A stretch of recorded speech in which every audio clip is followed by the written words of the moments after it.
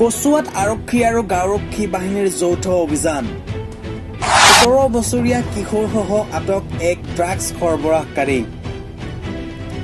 যি সময়ত মাঘ বিহু উদযাপন কৰি সমগ্ৰ অসমবাসীয়ে আনন্দ উল্লাস কৰি ফুৰিছে সেই সময়তে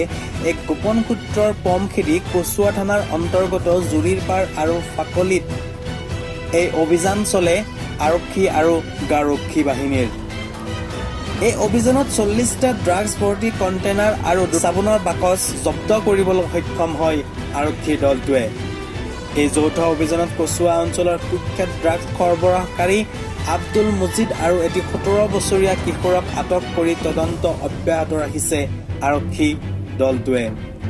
আব্দুল মজিদক বিৰিঙা আটিত ৪০টা কণ্টেইনাৰ সহ আটক কৰাৰ লগতে কিশোৰটিক কচুৱাৰ শিঙিমাৰী পাৰঘাটৰ কাষত চাবোনৰ বাকচ সহ আটক কৰিবলৈ সক্ষম হয় আৰক্ষীয়ে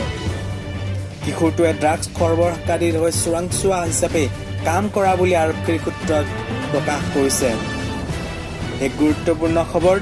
যি সময়ত আৰক্ষী তথা প্ৰশাসনৰ লোক ড্ৰাগছ সন্দৰ্ভত অধিক কঠোৰ হোৱা দেখিবলৈ পোৱা গৈছে সেই সময়তে কচুৱাত দুজনকৈ লোকক আটক কৰাৰ ঘটনা পোহৰলৈ আহিছে তাৎপৰ্যপূৰ্ণভাৱে ইয়াৰে এগৰাকী ১৭ বছৰীয়া কিশোৰ কিদৰে ড্ৰাগছ সৰবৰাহকাৰীৰ কবলত পৰিল এই কিশোৰগৰাকী কিয় চোৰাংচোৱা হিচাপে কাম কৰিবলৈ বাধ্য হৈছিল ১৭ বছৰীয়া কিশোৰগৰাকী এই সমগ্ৰ ঘটনা তদন্তত পোহৰলৈ আহিব বুলি বিশ্বাস পৰৱৰ্তী পৰ্যায়ত লক্ষণীয় হ'ব আৰক্ষীয়ে ঘটনাটো কিমান দূৰ পোহৰলৈ আনিব পাৰে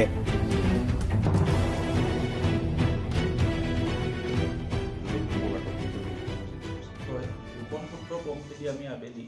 ৩:৩:৩ মান বজাত কচুৱা থানাৰ অন্তৰ্গত ফাকলি আৰু জুৰিপাৰ ৰোটাৰীত আমি অপাৰেশ্যন আৰম্ভ কৰোঁ আৰু তাৰ পৰা আমি এটা ঠাইৰ পৰা আমি দুটা চাবোনৰ কেছ কণ্টেইনিং ছাছপেক্টেড হেৰ'ইন আৰু তাৰ পৰা ৪০টাৰ স্মল কণ্টেইনাৰ উদ্ধাৰ কৰিবলৈ সক্ষম হয় লোককেইজনৰ নাম জানিব পাৰিম নেকি